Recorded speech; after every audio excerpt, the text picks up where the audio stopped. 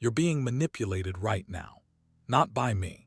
By someone in your life who read the same book every dictator, CEO, and political operator has studied for 500 years.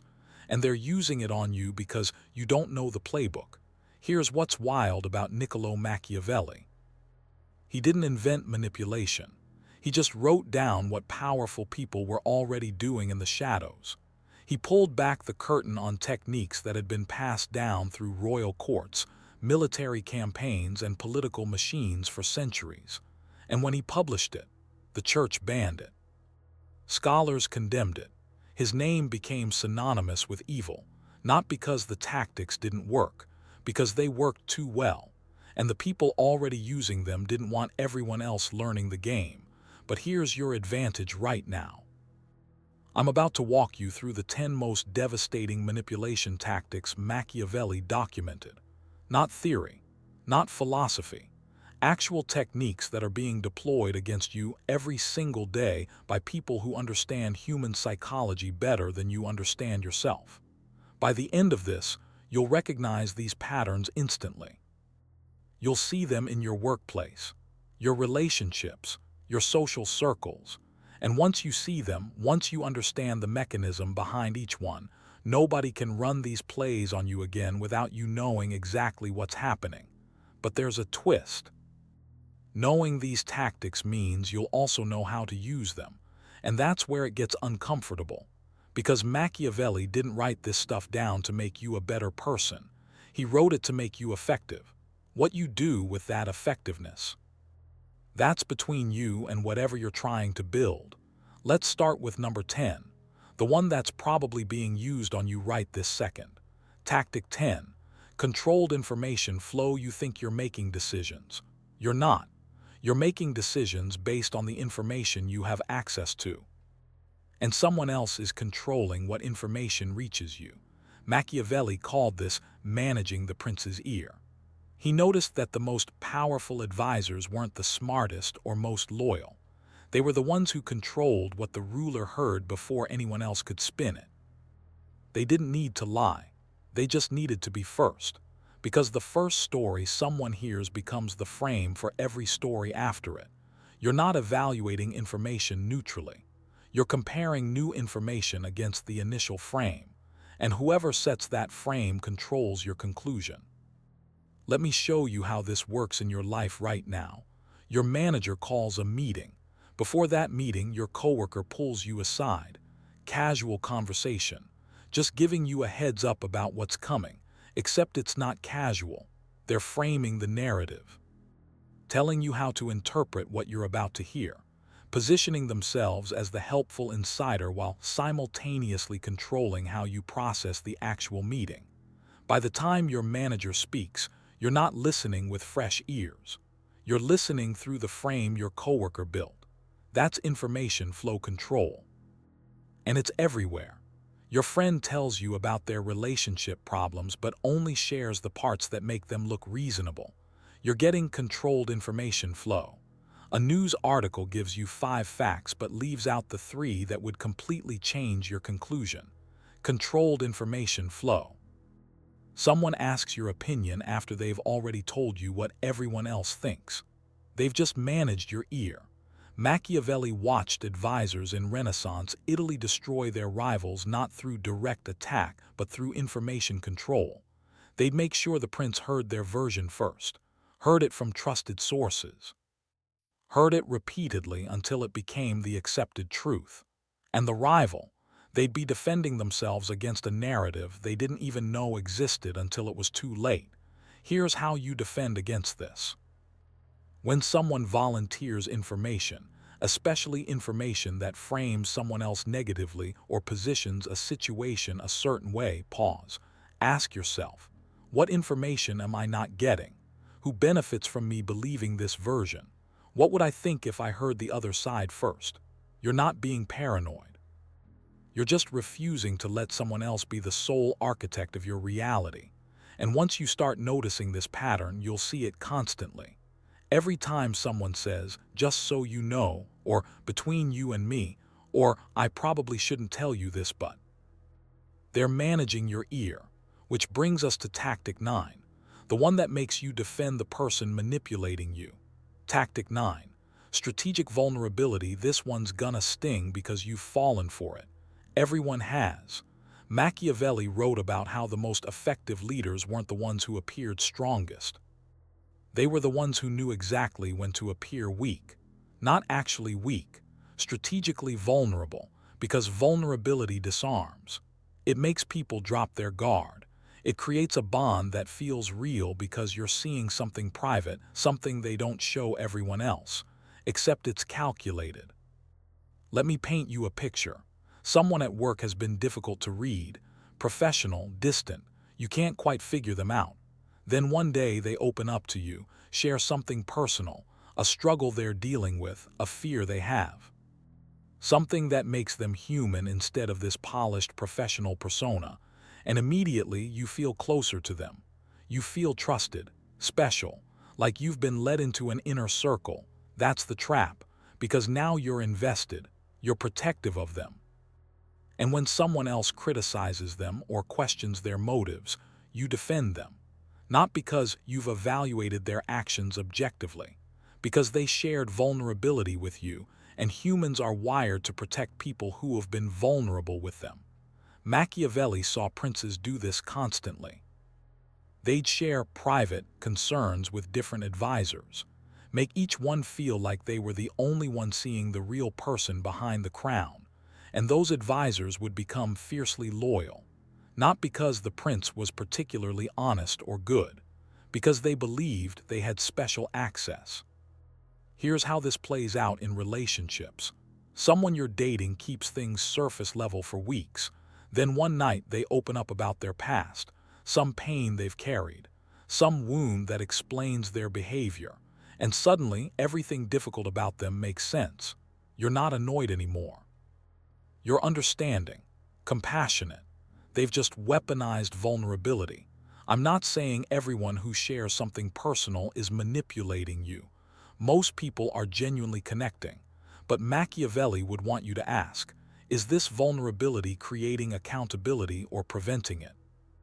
If someone shares pain and then uses that pain as a shield against criticism, that's strategic vulnerability.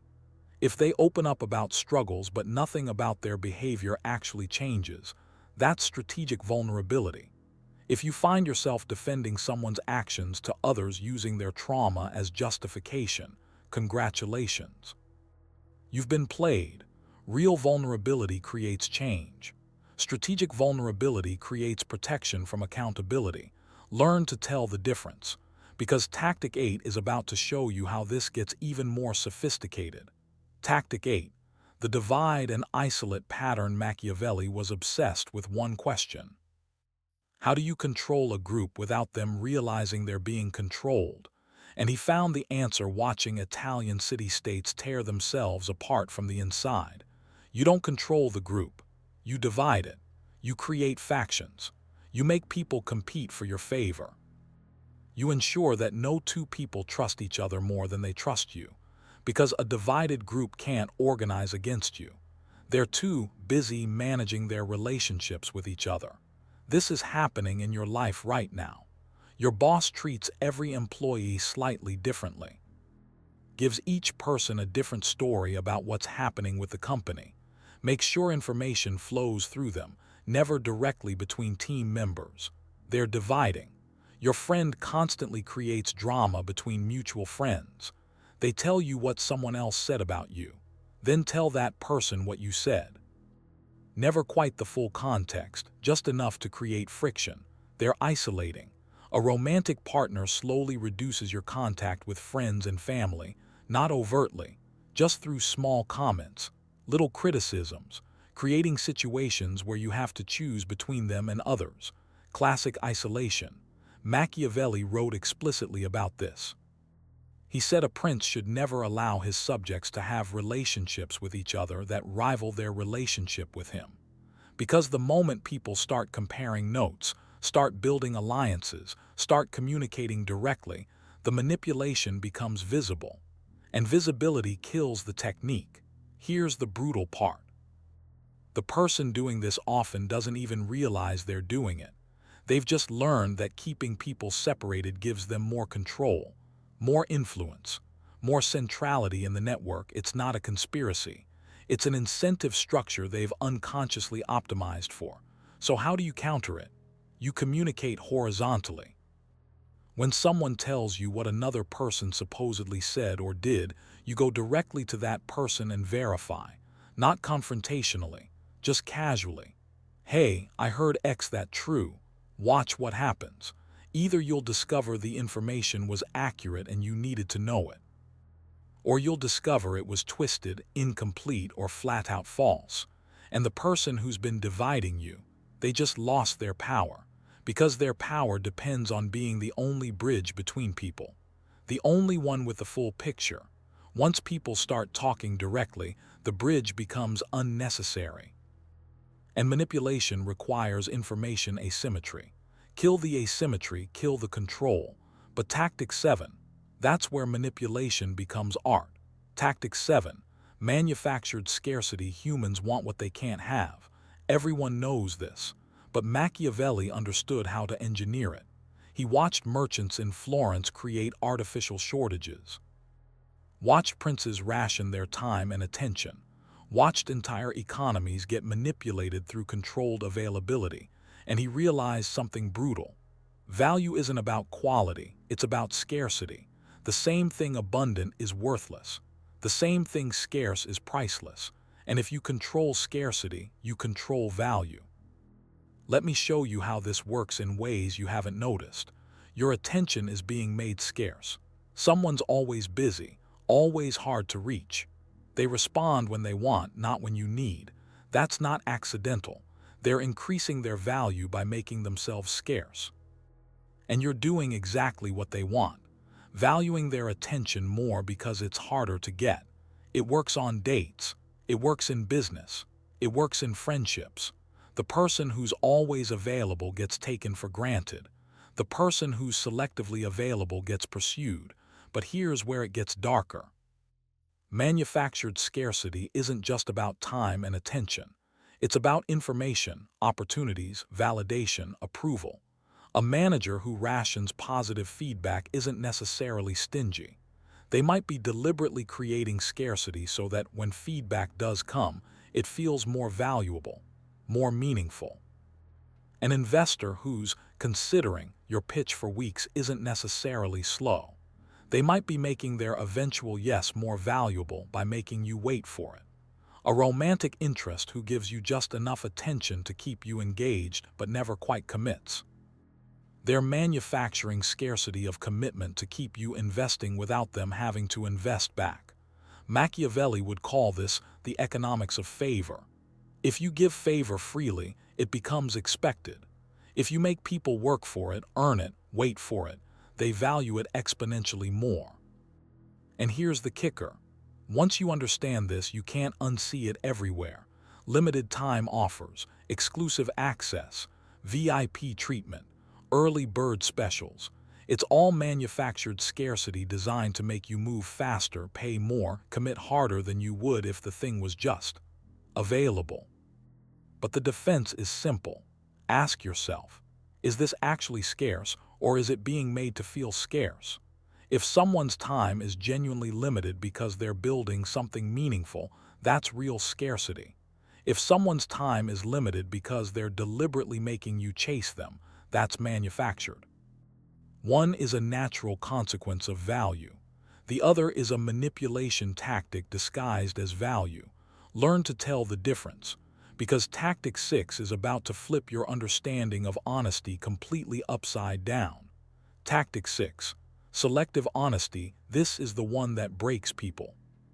Because you've been taught that honesty builds trust, that telling the truth makes you trustworthy, and that's correct. But Machiavelli figured out something most people never see. Telling the truth strategically can manipulate better than lying. He watched con artists in Renaissance Italy deploy this constantly. They'd tell you the truth about something small, something verifiable, something that made them look bad even. And that truth would disarm you. Because if they're willing to admit this negative thing, they must be honest, right? If they're showing you their flaws, they must be trustworthy. Wrong. They're buying credibility to spend on a bigger lie later. Let me show you how this actually plays out. Someone tells you they're not perfect. They admit to flaws. They're self-deprecating and honest about their mistakes. And you think, finally, someone real, someone I can trust. Then later, when they tell you something that benefits them, something you can't verify, something that requires you to take their word for it, you believe them because they've already established themselves as honest. They showed you truth when it didn't benefit them. So obviously they're being honest now. That's selective honesty, and it's everywhere. A salesperson admits the product has limitations, shows you genuine downsides. This builds so much trust that when they tell you about the upsides, you believe those without question. A politician admits to past mistakes, takes responsibility. This builds credibility they then spend on present claims you can't fact-check as easily. Someone in a relationship admits to small wrongdoings.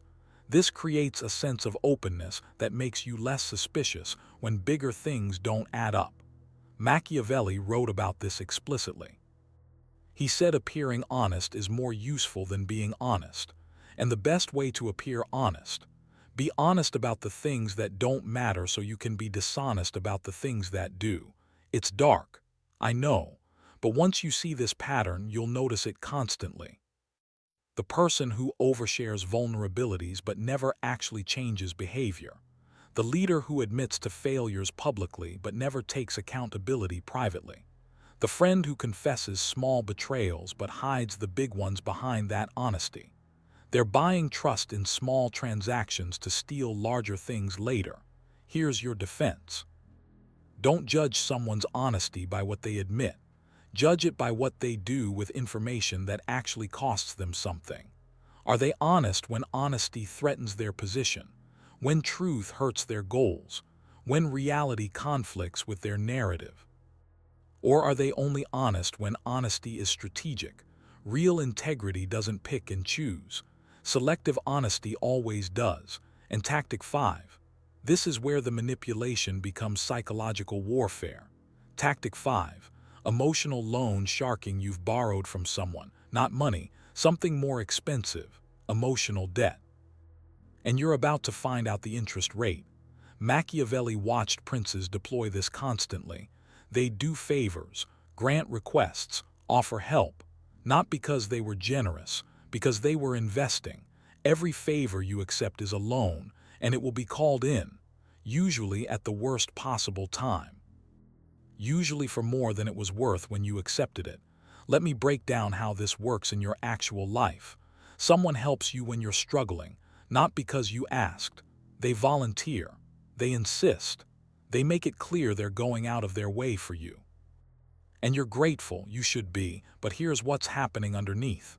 They're building a balance sheet, and you just went into debt. Months later, they need something. Not a favor equivalent to what they gave you, something bigger, something you're uncomfortable with. And when you hesitate, they remind you. Remember when I helped you with X, I didn't hesitate. Boom, emotional loan called in with interest, and you feel guilty saying no, because they did help you, and they didn't ask for anything at the time. So you should help them now, right? That's the trap. Machiavelli saw this in action repeatedly. Advisors would grant small favors to princes, nothing significant, nothing that required repayment. But those small favors accumulated, created a sense of obligation. And when the advisor needed real political capital, needed the prince to make a decision that benefited them over the state, they collected, not explicitly, just through implication, through the unspoken debt that had been building for years. This happens in relationships constantly. One partner sacrifices for the other. Makes it known they're putting the other person's needs first. They're supportive, accommodating, selfless, until they're not, until they need something. And suddenly all those sacrifices get listed. All that support gets itemized. All that selflessness comes with a bill. You're not in a relationship, you're in debt. And the interest compounds daily. Here's the really insidious part. The person doing this often doesn't see it as manipulation. They genuinely believe they deserve reciprocity, that their help should be rewarded. But Machiavelli would want you to notice the pattern. Real generosity doesn't keep score. It doesn't build ledgers. It doesn't create obligation. Strategic generosity always does. So how do you defend against this? You pay back immediately. Someone does you a favor. You reciprocate quickly, before they can build a balance in their favor, before the debt can accumulate interest. This doesn't make you ungrateful. It makes you aware. Because the person deploying emotional loan sharking wants you in debt, wants you feeling obligated, wants the leverage that comes from unreciprocated generosity. And the moment you're current, the moment you don't owe them anything, their power over you evaporates. But Tactic 4 is where you'll recognize something about your past you didn't want to see. Tactic 4. The manufactured crisis. Nothing reveals who has power like a crisis. And Machiavelli understood something most people never figure out. Sometimes the crisis isn't real, it's engineered. Because crisis creates urgency, and urgency bypasses critical thinking. It makes people react instead of reflect, act instead of analyze. And in that reaction, in that moment of panic, power transfers to whoever seems to have the solution. Machiavelli watched rulers do this constantly. They'd create a foreign threat. Not a real one, just the appearance of one. And suddenly, citizens who were questioning the prince's authority would rally behind him. Because when you're scared, you don't question the leader. You follow them.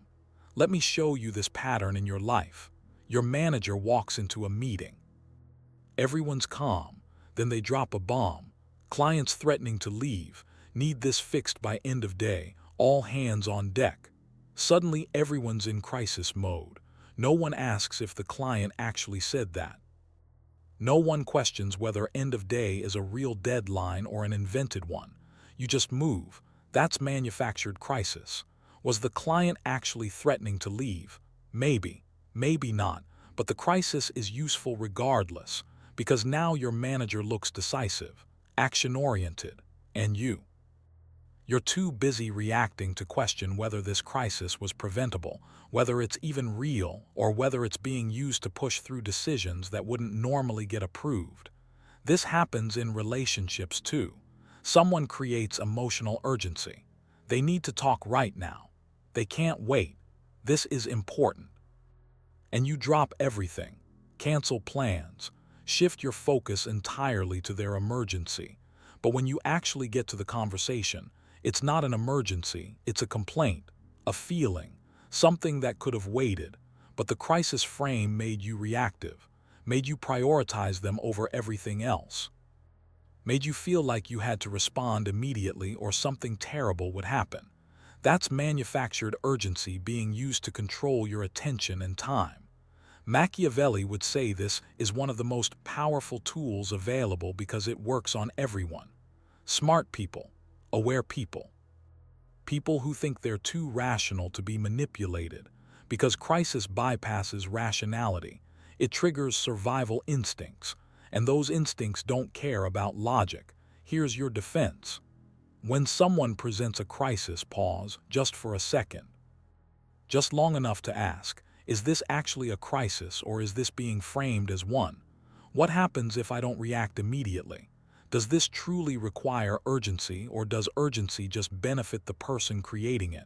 Real crises don't need to be sold. They're obvious, self-evident. Everyone involved recognizes them immediately.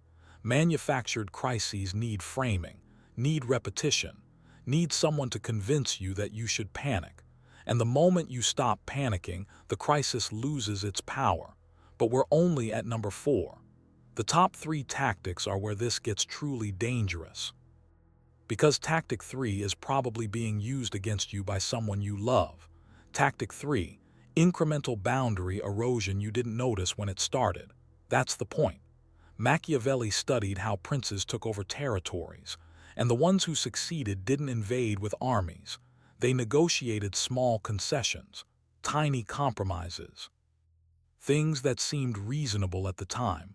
And then they did it again and again, until they controlled the territory without ever having to fight for it. He called this acquiring by degrees. And it works on everything: territories, relationships, your sense of self. Let me show you what this looks like in your life right now. Someone asks for something small, it's not a big deal. You say yes. Then they ask for something slightly bigger, still reasonable. You've already said yes once, so saying no now feels inconsistent. Then bigger again. And bigger. Until one day you look around and realize you're doing things you swore you'd never do. Tolerating things you said you'd never tolerate. Living in a situation you promised yourself you'd leave. And you can't even identify the moment it went wrong because there wasn't one moment. It was 1,000 small moments, each one insignificant by itself, each one crossing your boundary by just a millimeter, but millimeters add up to miles if you give them enough time. Machiavelli watched this play out in personal relationships too. An advisor would ask a prince for a small privilege, just this once, just because of our friendship. The prince grants it. The advisor asks for a slightly larger privilege. The precedent has been set. Saying no now seems petty after saying yes before. This continues until the advisor has effectively neutered the prince's authority over them. Not through one big power grab, through 1,000 small ones. And the prince can't even point to the betrayal because technically he agreed to everything along the way. That's incremental boundary erosion. And it's happening to you right now. Someone showing up late consistently. At first 5 minutes, then 10, then 30. Each instance by itself seems too small to address. Making a big deal about 5 minutes feels petty, but it's not about the 5 minutes. It's about the pattern. It's about boundaries getting tested, crossed, and reset without you noticing. A partner criticizes you, just small things at first. The way you load the dishwasher, the way you pronounce certain words. Each criticism is just trying to help. Each one is not a big deal. Until suddenly you're walking on eggshells, second-guessing everything you do, feeling inadequate in your own life. When did it start? You can't even remember, because it started so small you didn't think it needed defending against. That's the brilliance of the tactic. And the danger. Here's how you defend. You notice the pattern, not the instance. 1 late arrival, fine. 3. Pattern, address it. 1 criticism, noted. 5 in a week. That's boundary erosion. Shut it down. You don't wait for the behavior to become egregious before you respond. You respond to the trajectory. Because Machiavelli understood something crucial. Small violations are just testing whether you'll defend yourself. They're reconnaissance. The person doing it is learning what they can get away with.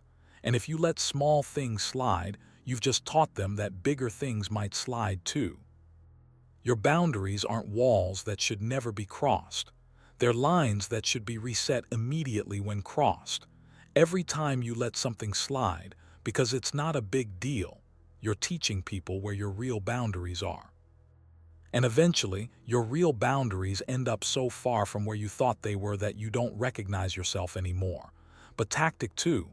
This is where manipulation becomes an art form. Tactic 2.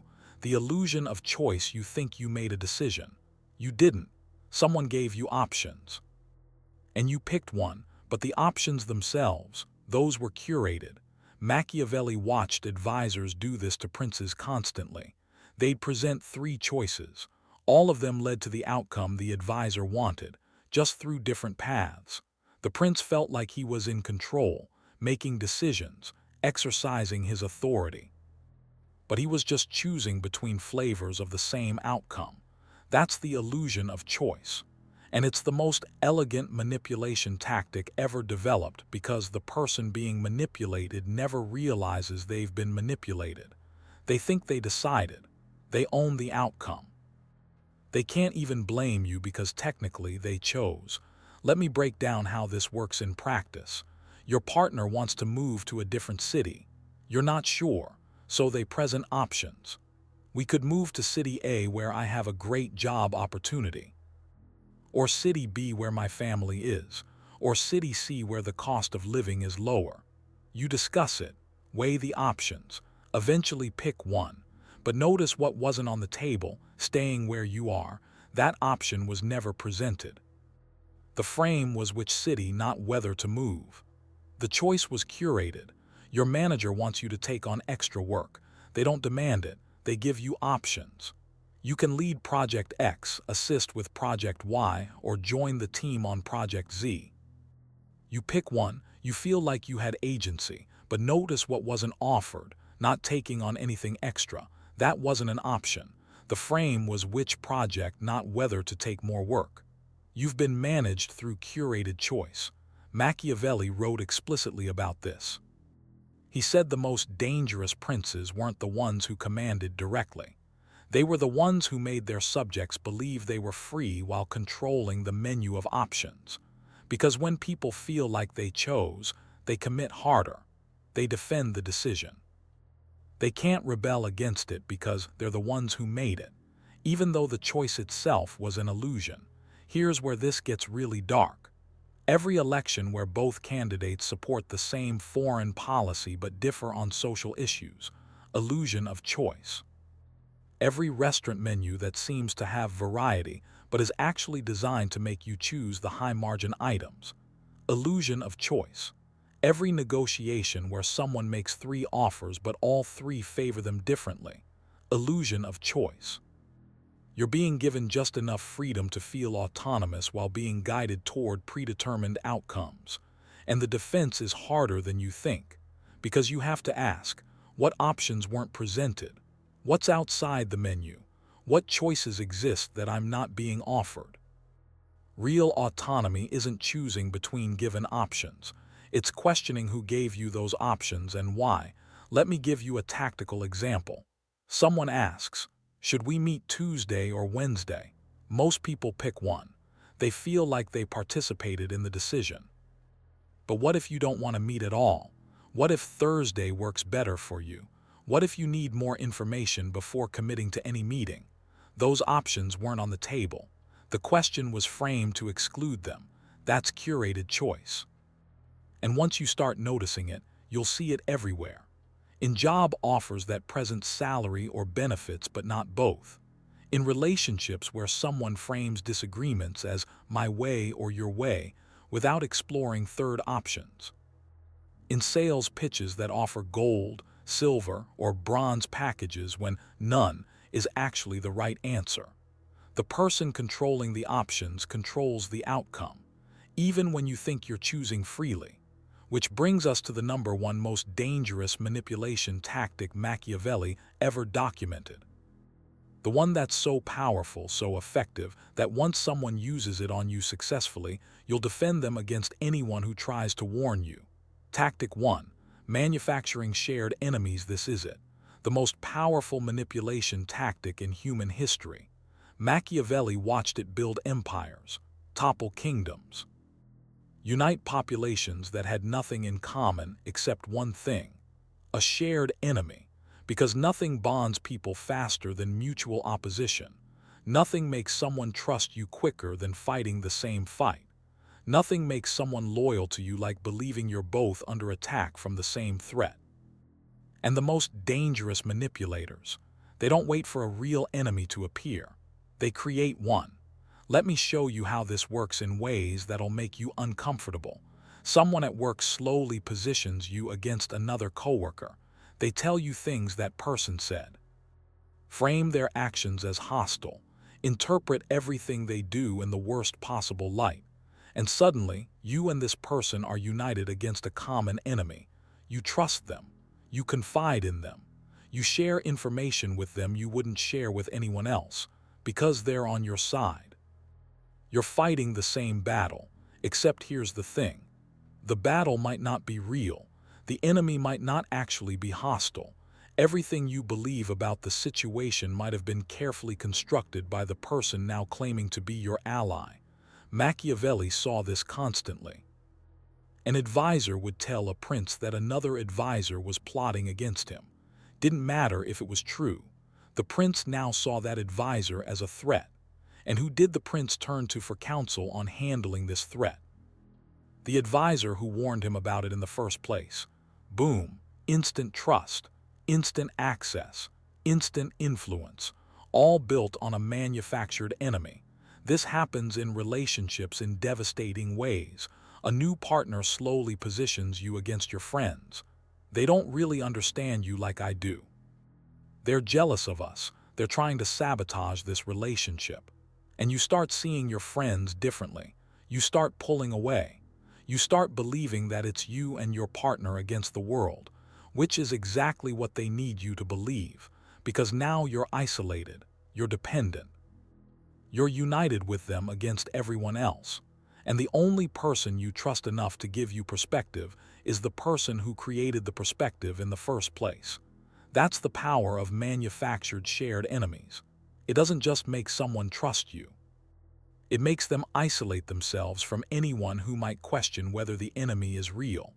Machiavelli wrote that this was the most reliable way to control a population, not through force, not through propaganda alone, through giving them something to fight against, someone to blame, a common threat that made their own interests align with yours. Politicians do this constantly. They don't run on what they're for. They run on what they're against. They unite their base not through shared values but through shared opposition. Corporations do this. They position themselves and their customers against a shared enemy. Big tech, big pharma, the establishment, the elites, movements do this. Religions do this. Ideologies do this. Because it works. Nothing creates loyalty faster than shared opposition. And if you can control who the enemy is, you control who your allies are. Here's how you defend against this. When someone starts positioning you against another person, group, or entity, pause. Ask yourself, who benefits from me seeing this as an enemy? What do I lose if this becomes adversarial? Am I being shown the full picture or just the parts that justify opposition? And here's the hard part. Talk directly to the supposed enemy, not to confront, just to verify, because manufactured enemies collapse under direct contact. They require distance to maintain the illusion. The moment you actually engage with the person you've been positioned against, one of two things happens. Either you discover they actually are hostile and you needed to know that, or you discover the hostility was exaggerated, misrepresented, or completely fabricated. And if it's the latter, you've just identified who's actually manipulating you, because they needed you to have an enemy to control your loyalty. They needed you fighting someone else so you wouldn't question them. That's the ultimate manipulation, making you think you're being protected when you're actually being isolated, making you think you're fighting for yourself when you're actually fighting for them, making you think you're on the right side of a battle when the battle itself was manufactured to control you. And once you see this pattern, once you recognize it, you'll notice it everywhere. In every us versus them narrative, in every you're either with us or against us ultimatum, in every situation where someone's trying to unite you against a third party, the question isn't whether the third party is actually a threat. The question is who benefits from you believing they are. So there they are. 10 manipulation tactics pulled straight from Machiavelli's playbook. The techniques powerful people have been using for 500 years while everyone else walked around blind. Controlled information flow, strategic vulnerability, divide and isolate, manufactured scarcity, selective honesty, emotional loan sharking, manufactured crisis, incremental boundary erosion, illusion of choice, and manufactured shared enemies. These aren't theories. They're being deployed right now, in your workplace, your relationships, your social circles, and the people using them. Most of them don't even realize they're doing it. They've just stumbled into patterns that work, behaviors that get results, tactics that give them influence without them understanding why. But now you know why.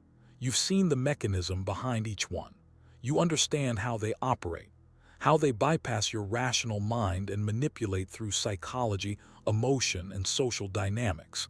And that knowledge changes everything. Because once you recognize these patterns, they stop working on you. You see them forming before they fully develop. You can step out of the manipulation while it's still being constructed. But here's what Machiavelli would want you to understand. Knowing these tactics means you also know how to deploy them, and that's uncomfortable because these aren't ethical moves. They're not good person strategies. They're effective, and effectiveness doesn't care about morality.